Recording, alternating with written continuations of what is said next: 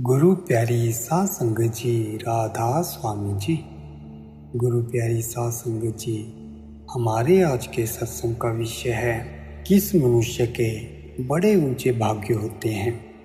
गुरु प्यारी साध संगत जी, आज के इस सत्संग में हम वाणी ले रहे हैं स्वामी जी महाराज जी की। गुरु प्यारी साध संगत जी, आज के इस सत्संग को बहुत ही ध्यानपूर्वक सुने और इस सत्संग को पूरा सुने। गुरु प्यारी साध संगत जी, आज के इस सत्संग में हम जानेंगे कि किस मनुष्य के बड़े ऊंचे भाग्य होते हैं। तो हम शुरू करते हैं आज का ये अनमोल सत्संग। गुरु प्यारी साध संगत जी, स्वामी जी महाराज जी फरमाते हैं, चाह अनुराग जिस होई, भाग बड़ गुरुमुखी सोही। आप समझाते हैं, जिसे मनुष्य जन्म पाकर उस बेदहू ला शरीक से मिलने का शौक पैदा हो गया, परमात्मा से विशाल का पक्का ख्याल हो गया, उसके बड़े ऊंचे भाग्य हैं। क्यों? क्योंकि मनुष्य जन्म ही मुक्ति का दरवाज़ा है और कोई जन्म है ही नहीं। यह अशरुफुल मखलूकात है, इसके अंदर करोड़ों खंड ब्रह्मांड और लोलाक है। सभी महात्मा, सभी किताबें यही कहती हैं कि तेरे अंदर ब्रह्मांड है। मुसलमान फ़कीर कहते हैं कि आलमे पिंड आलमे ब्रह्मांड का नमूना है, इसके अंदर खुद खुदा है, बाहर से न किसी को मिला है न मिलेगा। लोगों ने समुद्रों पहाड़ों को शान मारा मगर वह नहीं मिला, बल्कि जिसे भी मिला है अपने अंदर ही मिला है। इसीलिए जिसे मनुष्य जन्म में नाम की ख्वाहिश हो, उसके बड़े ऊंचे भाग्य होते हैं। गुरु प्यारी साध संगत जी, आपने समझाया मनुष्य जन्म में नाम की जिसे ख्वाहिश हो, उसके बड़े ऊंचे भाग्य होते हैं। नाम नामी दो गया, अभेदी भेद समझाया। फरमाते हैं कि हमने नाम और नामी की कैफियत बयान कर दी है, जो छिपा हुआ राज था जाहिर कर दिया है। जो कमाई करेंगे वहाँ पहुँचेंगे, सबके लिए एक ही राह है, एक ही मंजिल है, एक ही हाड़, एक ही चाम, एक ही मास है, एक ही मन इंद्रियां है, एक ही परमात्मा है। गुरु की मौज में सब कुछ, जिसे चाहे करे गुरुमुख। आप फरमा रहे हैं।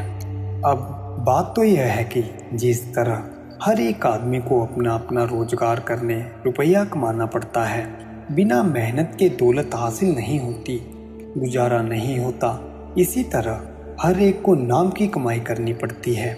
लेकिन कभी कभी यह भी होता है कि एक अमीर किसी गरीब को आधी दौलत देकर अपने बराबर का बना लेता है। इसी तरह किसी किसी महात्मा ने किसी किसी को अपनी कमाई देकर महात्मा बना दिया, लेकिन हर एक को नहीं। शेख फरीद साहिब के बारे में कहा जाता है कि उनका एक शिष्य बड़ा नेक पाक था। जब वह बाजार जाता तो एक वेश्या उसे अपने पास बुलाने की कोशिश करती। वह बेचारा दूसरी तरफ ध्यान कर लिया करता था। ज्यों-ज्यों वह दूसरी तरफ ख्याल करता, वेश्या उसका और ज़्यादा ध्यान खींचने की कोशिश करती, ज़्यादा छेड़ती। एक दिन फरीद साहिब ने उस शिष्य को कहा कि आग चाहिए। पुराने ज़माने में लोग आग दबाकर रखते थे, घर में आग नहीं थी। उसने गली मोहल्ले में पूछा, बहुत भटका, लेकिन आग नहीं मिली। बाजार में गया, देखता है कि वहीं वेश्या हुक्का पी रही है। अब सोचता है कि ये मुझे हर दम परेशान करती है, पर पीर का हुक्म है, इसलिए वह मकान की ऊपर की मंजिल पर चढ़ गया। वेश्या उसे देखकर कहती है कि क्या बात है? कहता है, माता जी आग चाहिए। वह मजाक करते हुए कहने लगी, आग का मूल्य आग निकाल कर दे जाओ और आग ले जाओ। उसने फौरन उंगली डालकर आँख निकालकर आगे रख दी। वेश्या डर गई और आग दे दी। वह कहती है, मैंने तो मजाक किया था।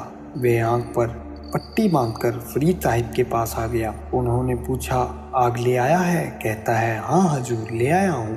फरीद साहिब ने कहा, ये आँख पर पट्टी क्यों बंधी हुई है? कहता है, जी आँख आई हुई है। उन्होंने कहा, अगर आँख आई हुई है तो पट्टी खोल दे। जब पट्टी खोली तो आँख पहले की तरह बिल्कुल ठीक थी। इसी तरह एक और फकीर का जिक्र है, बड़ी कमाई करने वाले थे। इन फकीरों में कुतुब गोल्स आदि होते हैं। किसी जगह का कुतुब गुजर गया था। वहाँ के लोगों ने आकर अर्ज़ की कि हज़रत हमें कुतुब चाहिए। कहने लगे कि भेज देंगे। कुछ इंतज़ार करने के बाद वे फिर आए और कहा कि हज़रत कुतुब की ज़रूरत है। आपने कहा अच्छा कल ले जाना। बेवी आँखों वाले थे, यानी अंदरूनी राज से बाकी। उन्होंने नज़र मार कर देखा कि इनके मुरीदों में कोई कमाई वाला है, मगर कुतुब के लायक कोई नहीं आया। मन में कहने लगा कहाँ से देंगे। रात को एक चोर आपकी घोड़ी खोलने के लिए आया। वह पहले आगे के पैर खोलकर फिर पिछले पैर खोलने लगा। जब पिछले पैर खोले तो आगे के पैर बंद गए, आगे के खोले तो पिछले पैर बंद गए। चोर हठी था, कहता है कि घोड़ी को लेकर ही जाऊंगा। सारी रात खोलता रहा। जब भजन का वक्त हुआ तो आप जागे। क्या देखते हैं कि एक आदमी घोड़ी को खोल रहा है। आपने पूछा भाई तू कौन है और क्या कर रहा है। कहता है हजरत मैं चोर हूँ, सारी रात लगा रहा हूँ और बना कुछ नहीं। आपको उसकी यह अदा पसंद आ गई कि इसने सच कहा है। प्यार के साथ बोले आ तुझे ये घोड़ी दे देता हूँ। यूँ नज़र भर कर देखा तो उसे चोर से कुतुब बना दिया। जब दूसरा दिन हुआ तो उन लोगों ने हाजिर होकर कहा कि हज़रत हमें कुतुब दीजिए। आपने कहा इसे ले जाओ। एक आध बार हर एक महात्मा के जीवन में होता है, आम नहीं, लेकिन जहाँ सुगंधी की पिटारी होती है कभी न कभी खुशबू निकल ही जाती है। गुरु प्यारी साध संगत जी, गुरुमुख होए तन धन से, करे फिर प्रीत निज मन से। गुरु प्यारी साध संगत जी, शिष्य का क्या धर्म है। कहते हैं अगर शिष्य को पूरा गुरु मिल जाए तो उसे गुरुमुख बनना चाहिए। गुरुमुख किसे कहते हैं।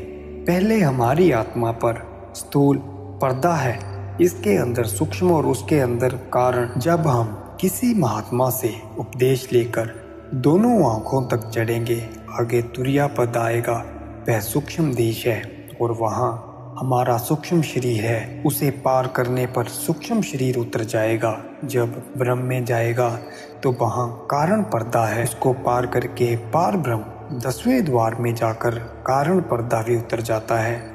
वहाँ अमृतसर है जिसमें स्नान करके आत्मा नंगी सारे पर्दों से रहित हो जाती है। वहाँ पर इसका अपना नूर 12 सूरज का है। इसके विपरीत यहाँ हम एक सूरज की तरफ भी मुंह नहीं कर सकते। वहाँ जाकर ये कहती है कि मैं आत्मा हूँ। जब इसे ख्याल आता है कि परमात्मा कौन है, फिर उसकी तलाश करती है। जब अभ्यास करते हुए दर्जे व दर्जे सचखंड पहुँचती है तो कहती है कि मेरा मालिक सतपुरुष है, मेरी कौम सतनाम है और मेरा देश सतलोक है। मुसलमान उसे मकाम हक कहते हैं और इसी तरह अन्य फ़कीर अपनी अपनी भाषा में बयान करते हैं। शिष्य को चाहिए कि गुरु पर तन मन धन कुर्बान कर दे, लेकिन गुरु न तन लेता है, न धन लेता है और न मन। इसका मतलब सिर्फ शिष्य की आत्मा को इन चीज़ों से अलग करना है ताकि शिष्य के अंदर में मैं मेरी न रहे। गुरु जो हुक्म देता है वही करे। कहते हैं एक बार राजा जनक ने चाहा कि मैं परम पद हासिल करूं। यह सोचकर उसने 1000 गाय ली। हर एक गाय के सींग से 20-20 मोहरें बांध दी और हुक्म दिया कि जो शास्त्रार्थ में जीत जाए वह गाय ले जाए। कई महीनों तक बहस मुहाविसा होता रहा। आखिर याज्ञवल्क्य सभी ऋषियों में श्रेष्ठ निकले और मोहरों सहित 1000 गाय ले गए। राजा ने कहा कि मैं उसे इसी तरह मोहरों सहित 1000 गायें और दूंगा जो मुझे अंदर ले जाकर ज्ञान दे। याज्ञवल्क्य ऋषि वाचक ज्ञानी थे। वाचक ज्ञान के द्वारा ही सारा भेद समझा दिया, मगर ज्ञान न दे सके, यानी अंदर न ले जा सके। आखिर राजा ने एक सिंहासन बनवा दिया, इसीलिए कि जो कोई मुझे ज्ञान दे उस पर बैठ कर दे। इसके बाद उसने देश के सभी महात्माओं को बुलवाया और कहता है कि मैं इतनी जल्दी ज्ञान मांगता हूँ जितनी जल्दी घोड़े पर सवार होने में लगता है। ऋषि सोचने लगे कि ज्ञान कोई घोलकर पिलाने वाली चीज़ नहीं कि इसे पिला दें। पहले कुछ लिखाएं पढ़ाएं फिर आगे का बताएं। इतने में अष्टावक्र जी आ गए। वह शरीर से टेढ़े मेढ़े और कुबड़े थे। उन्होंने सोचा कि अगर राजा को ज्ञान हुआ तो महात्मा के वेश को लज्जित होना पड़ेगा, इसलिए यह सोचकर वह चुपचाप सिंहासन पर जा बैठे। ऋषियों ने सोचा कि कोई पागल सिंहासन पर आ बैठा है। सब हंस पड़े। अष्टावक्र ने कहा, मैं समझता था कि ये महात्मा है, मगर नहीं, ये आत्मा को नहीं देखते, शरीर को देखते हैं। शरीर को देखना चरम दृष्टि वालों का काम है। सभी चुप हो गए। ऋषि ने कहा, राजा, तूने ज्ञान लेना है? राजा ने कहा, जी हाँ। अष्टावक्र ने कहा, ज्ञान की कुछ दक्षिणा भी होती है, शुक्राना भी होता है, देगा? राजा ने कहा, जो कुछ मेरी ताकत में है मैं आपको देने के लिए तैयार हूँ।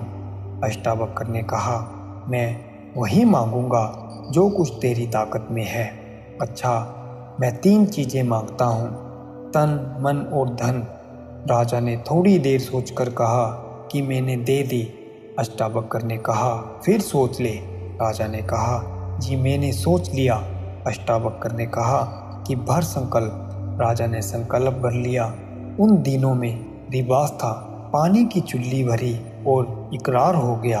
अब अष्टावक्र ने रोब के साथ राजा से कहा, देख राजा, तू मुझे अपना तन, मन और धन दे चुका है।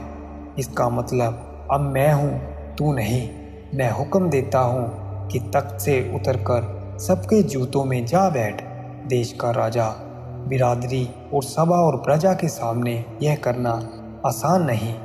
लोक लाज भजन में बड़ी रुकावट है। स्वामी जी महाराज जी फरमाते हैं, लाज जग काज बिगड़ा, मोह जग फंदा डारा। दरबार में सन्नाटा छा गया। सब चुप। अब अपनी प्रजा, अपना राज। मगर राजा सियाना था, जरा भी ना झुंझलाया, चुपचाप जूतों में जा बैठा। अष्टावक्र ने कहा, यह क्यों किया? इसलिए कि जो लोक लाज है वह निकल जाए। लोक लाज बड़ी भारी रुकावट है, बड़े बड़े यहाँ आकर रह जाते हैं। अष्टावक्र ने कहा कि अब धन मेरा है, मेरे धन में मन न लगाओ। राजा का ख्याल औरतों की तरफ जाता है, फिर लौट आता है कि यह तो अब ऋषि की हैं। धन की तरफ जाता है पर वापस लौट आता है, यह तो ऋषि का है। मन की आदत है, यह कभी खाली नहीं बैठता, कुछ न कुछ बराबर सोचता रहता है। राजा का ख्याल जाता है, लौट आता है, जाता है, लौट आता है। ऋषि देखता है। आखिर राजा आंखें बंद करके बैठ गया कि न बाहर झांकूं न ख्याल बाहर जाए। यही ऋषि चाहता था। अपना मतलब पूरा होता देखकर ऋषि ने कहा कि तू कहाँ है? कहता है, मैं अंदर हूँ। ऋषि ने कहा, जो मन है वह भी तू मुझे दे चुका है, खबरदार उसके जरिए कोई ख्याल न उठाना। राजा समझदार था, समझ गया मेरा मन पर कोई दावा नहीं। समझने की देर थी, मन रुक गया। जब ख्याल बंद हुआ, अष्टावक्र ने अपनी तवज्जुह दे दी। रूह अंदर चल पड़ी, रूहानी मंजिलों की सैर और नाम की लज्जत लेने लग गई। अष्टावक्र ने ऋषियों से कहा कि इसको बुलाओ, पर अब बोलो कौन? ऋषि ने जितनी देर मुनासिब समझा राजा को अंदर लज्जत लेने दी। आखिर उसका ख्याल नीचे ले आया। जब राजा ने आंखें खोली तो पूछा कि ज्ञान हो गया? राजा ने कहा, जी हो गया। ऋषि ने कहा कि कोई शक? राजा ने कहा, जी कोई शक नहीं। ऋषि ने कहा, यह तन मन धन मैं तुझे बतौर प्रसाद देता हूँ, इन्हें अपना न समझना, राज भी कर और भजन भी कर। यही गुरु अमरदास जी फरमाते हैं, तन मन धन सब सौंप, गुरु के हुक्म मानिए पाइए। अगर शिष्य तन मन धन गुरु पर कुर्बान करते हुए उसके हुक्म के मुताबिक मेहनत करे तो मालिक मिल जाता है, लेकिन गुरु को शिष्य के तन मन धन का क्या करना है? उसके पास अपना है, उसे पराया लेकर क्या करना है? यह गुरुमुख तब बनता है जब तन मन धन में से अपना मोह निकाल दे। जिस तरह साहब लोगों की आय होती है, वे बच्चों को पालती पोसती है, मतलब कि हर किस्म की सेवा करती है, लेकिन अगर बच्चा मर जाए तो वे नहीं रोते, बल्कि बच्चे के माता पिता और अन्य रिश्तेदार रोते हैं। इसी तरह आप इनमें अपना मोह न रखो। जब इस नुक्ते पर आकर मालिक को अंदर देख लो तो आपको कोई दुख नहीं और आप सबसे भाग्यशाली हो। जब आपको परमात्मा मिल जाए और परमात्मा के दर्शन हो जाए, उस शब्द के दर्शन हो जाए, उस नाम के दर्शन हो जाए, तब आप एक भाग्यशाली मनुष्य हो। लगे जब जाए सुन धुन से, गए तब 3 गुण तन से। जब आत्मा दुनिया की तरफ से हटी तो आसमानी मंजिलों पर चढ़ गई, यानी ब्रह्म और तुरिया पद दोनों को लांघ गई। उस वक्त स्थूल, सूक्ष्म और कारण तीनों शरीर, तीनों गुण, मन, माया आदि सभी गिलाफ उतर गए। उस वक्त इसका अपना प्रकाश 12 सूरज का होता है। अभी तो यह एक सूरज की तरफ भी नहीं देख सकती। इसी पर जो पर्दे पड़े हुए हैं, जब तक ये पर्दे नहीं उतरते इसे कुछ पता नहीं। जिस तरह लैंप के ऊपर हम टाट के 10-20 पर्दे चढ़ा दें तो लैंप की रोशनी बिल्कुल नहीं दिखाई। ज्यों-ज्यों पर्दे उतारे, ज्यों लैंप की रोशनी तेज होती जाएगी। इसी तरह आप कमाई करोगे, प्यार बढ़ता जाएगा। जब आत्मा पार ब्रह्म में पहुंची, इसके सारे गिलाफ उतर गए, आत्मा नंगी हो गई। वर्ण, धुन, भेद, दो, 5 और लक्षण इन कहना। अब स्वामी जी महाराज जी कहते हैं कि मैंने वर्णात्मक और धुनात्मक नाम का पूरा बयान कर दिया है। चाहे उसे बाच और लक्ष्य कह दो, चाहे वर्ण और धुन, जो लिखा जाए, पढ़ा जाए, बोला जाए वह बाच है, और जो लिखा पढ़ा बोला न जाए वह लक्ष्य है। बाच वर्णात्मक जानो, लक्ष्य धुन धुनी पहचानो। लिखना, पढ़ना, बोलना यानी सिमरन करना, यह बाच है। आत्मा का रूहानी मंडलों पर चढ़कर नाम की लज्जत लेना लक्ष्य है। नाम को पढ़कर नामी से मिलना है। बूंद को समुद्र में जाकर समुद्र होना है। आत्मा को परमात्मा में लीन होकर परमात्मा बनना है। जो लाभ्यान है, निर्वाचनीय है, वह लक्ष्य है, उसके बेशुमार नाम है। वर्ण में बेख जग भूला, मरम धुन संत कोई तोला। अब कहते हैं कि सारा संसार पढ़ने पढ़ाने, सोचने जबानी, जमा खर्च और पाठ करने में लग गया। आत्मा को धुनात्मक नाम से स्पर्श नहीं किया। आप देख लो, कोई विष्णु सहस नाम का जाप करता है, कोई संध्या, कोई गायत्री मंत्र का जाप करता है। रावण चारों वेदों का पढ़ा हुआ ही नहीं था, बल्कि भाष्यकर्ता पंडित भी था। उसके वेद भाष्य के मुकाबले और कोई वेद भाष्य नहीं, मगर नतीजा क्या निकला? इतनी विद्या पढ़कर भी उसने सीता का हरण किया। वही रावण जिसका पुतला बनाकर आप हर साल जलाते हैं। इसीलिए चाहे करोड़ों ग्रंथ पढ़ लो, आत्मा अंदर नहीं जाती। दुनिया समझती है कि पढ़ने से मुक्ति हो जाएगी। कहते हैं कि सारा संसार पढ़ने में ही रह गया, अंदर कोई कोई महात्मा ही गया। वर्ण जप जप पंचे वेखी, मिले कुछ फल नहीं नेकी।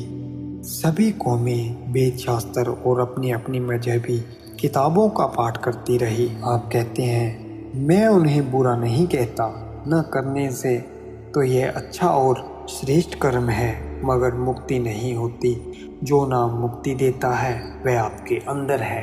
गुरु प्यारी साध संगत जी, अगर आपको नाम की लज्जत आ जाए, अगर आप भी उस शब्द, उस धुन को सुन लें जिसे हम अनहद नाद कहते हैं, तो आप भी उस परमात्मा को पा सकते हैं। आप भी इस जन्म मरण के बंधन से मुक्त हो सकते हैं। तब जाकर आप इस संसार के भाग्यशाली मनुष्य होंगे।